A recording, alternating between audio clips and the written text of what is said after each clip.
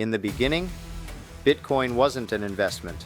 It wasn't a get-rich-quick scheme. It was a revolution whispered in the shadows of the internet. Born from the ashes of financial collapse of 2008, Bitcoin first lived as a rebellion, a tool to exit a broken system. At the hearing, Congressman Henry Waxman asked Fold if he deserved all the money he's made at Lehman. Do you think it's fair, and do you have any recommendations on fundamental reforms that would bring a new approach to executive compensation? Every bad decision starts at the top and filters down. Travis hopes the decision makers get what's coming to them in a lawsuit Florida has filed against Countrywide. In 2008, Heartland Payment Systems, which is one of the world's biggest companies that handle credit card information, experienced a security breach. In 2009, Bitcoin's earliest adopters weren't traders. They were cryptographers, anarchists, idealists, people who believed privacy was a right. The only way to kill the banks is with real money, gold and silver. Bitcoins are generated all over the internet by anybody running a free application called a Bitcoin miner. If you don't believe me or don't get it, I don't have time to try to convince you. Sorry. Bitcoin was philosophy, code as protest. It wasn't about value, it was about freedom.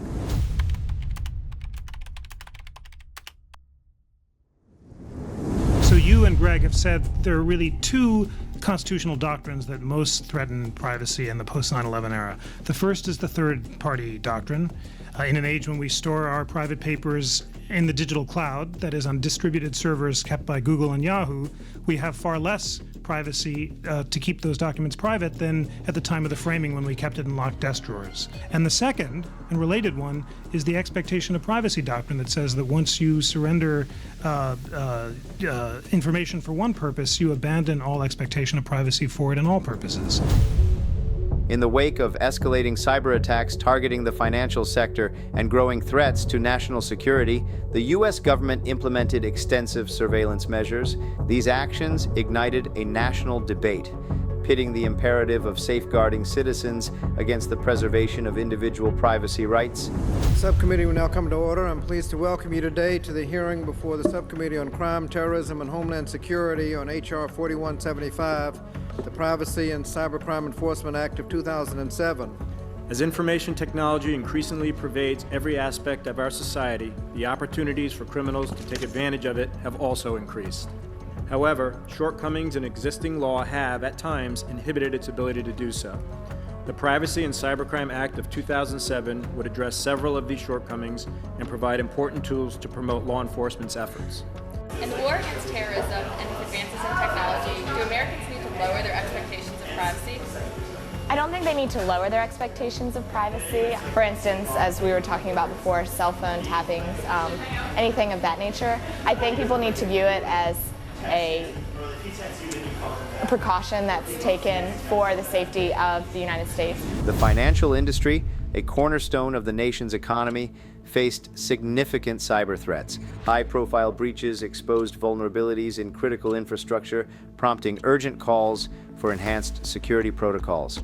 In response, the government expanded its surveillance capabilities, aiming to preempt and neutralize potential threats before they could materialize. The FBI is both a law enforcement and a national security agency. This is critical because what may start as a criminal investigation may lead to a national security threat. A group of cyber criminals orchestrated a highly sophisticated attack on a major financial institution. Within 24 hours, the thieves targeted more than 2,100 ATM machines in 280 cities around the world. However, these measures raise concerns among privacy advocates who view its peak after Bitcoin was officially launched on January 3, 2009. If you've made it this far, thanks for watching. Don't forget to like this video, subscribe, and turn on notifications so you never miss an episode. I'm Dr. Valdez, and I specialize in blockchain technology for business applications.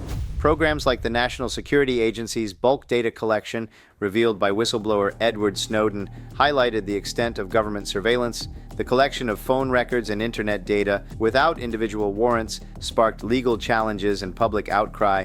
questioning the balance between national security and personal freedoms. I'm here because the NSA is violating the rights of not only Americans, but also of citizens all over the world, in Germany and France and South America. And we are responsible for the actions of our government, even the actions our government does in secret with no accountability to the public. There's no way we could vote for this or against it. There's no way we could, defund this or control it in any way, but we still have to stand up. Before Bitcoin became a buzzword, it was a whisper in encrypted forms behind anonymous screen names in quiet coffee shops and cluttered basements. A whisper passed between those who saw something coming, a world sliding toward digital control. These were the cypherpunks. They weren't politicians, they weren't economists. They were coders, philosophers, mathematicians, and above all, they were anarchists. The cyberpunks is a rebellious youth movement known for anti-establishment views. The cypherpunks believed that privacy wasn't a luxury, it was a necessity. To the cypherpunks, privacy wasn't some indulgence for the paranoid, it was a shield for the powerless, a wall against surveillance, a form of civil resistance in a world increasingly wired for control. They understood early what the rest of us are just now waking up to, that data is power, and unchecked power is always dangerous. They watched as governments grew more invasive, actions the cypherpunks saw as cloaked in the language of national security. As ABC 7 News reporter Jonathan Bloom explains, the ruling comes amid growing concern that web companies know too much about what we do online. When you're using the internet, you've got a shadow of corporations following you around and taking note of everywhere you go. As corporations grew more manipulative under the guise of personalization, they knew where this road led to digital feudalism, where people no longer owned their identity, their thoughts, or even their money. A consumer group has lost its fight to make Google face a stiffer penalty for sidestepping privacy settings in Apple's web browser. So they built tools before it was too late, tools like anonymous remailers, untraceable communication networks, the seeds of resistance planted in code. They weren't asking for permission, they were writing the rules of a new battlefield, the internet. They dreamed of a money that no government could control. In this new world, code wasn't just instructions, it was speech, it was protest, it was power. Then, in 2008, an anonymous figure named Satoshi Nakamoto stitched these ideas together into a single elegant solution, Bitcoin.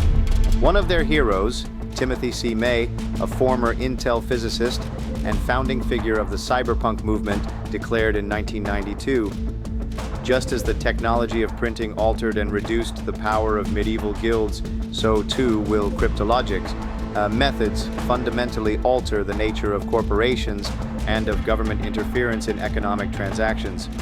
This wasn't science fiction. It was a political revolution written in math. But there was a missing piece, a decentralized way to transfer value without banks, without governments, without trust. But none could solve the double spending problem without a central authority. And then, one day in 2008, an anonymous figure posted a white paper on a cryptography mailing list. A figure known only as Satoshi Nakamoto. In 2008, 2009, I remember the cryptography mailing list, the successor to the cypherpunks mailing list. A person going by the name of Satoshi, who you all know about. They issued a series of white papers proposing a system which solved the Byzantine consensus problem in a novel way. The double spending problem is essentially a specific instance of the Byzantine generals problem. Both involve achieving consensus in a distributed system where some participants may act dishonestly. In the context of digital currencies, preventing double spending requires ensuring that all nodes in the network agree on the order and validity of transactions, despite the possibility of malicious actors. In the eyes of the cypherpunks, the digital future demanded not just private communication, but sovereign money, a system that didn't ask for permission. And yet, despite all their cryptographic breakthroughs, one problem remained unsolved: how to transfer value in a decentralized network without trusting any single party. Bitcoin. More than code, more than currency. It was the realization of a decades-old dream. a peer-to-peer, decentralized, transparent, and uncensorable form of money. No CEO, no central bank, no government to freeze it, no corporation to own it. Bitcoin wasn't born on Wall Street. It wasn't born in Silicon Valley. It was born from distrust, from resistance, from anarchy, not chaos, but the belief that people can govern themselves without coercion. Bitcoins are transferred directly from person to person via the net, without going through a bank or clearinghouse. This means that the fees are much lower, you can use them in every country, your account cannot be frozen, and there are no prerequisites or arbitrary limits. It was built by those who believe the future should be voluntary, open source, and permissionless. That's what Bitcoin was in the beginning, not a price, not a chart, not a meme. It was a weapon against surveillance, a tool for sovereignty, a hope for those locked out of the system. It wasn't made for Wall Street. It was made for those who never had a street to begin with. It was built as resistance, a silent protest against the broken financial world. The cypherpunk dream wasn't about speculation. It was about sovereignty. It was about trust in algorithms over institutions. And so, quietly, almost invisibly, the first seeds of a monetary revolution took root.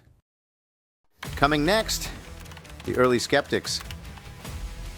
If you like this video, stay tuned for the next episode, The Early Skeptics.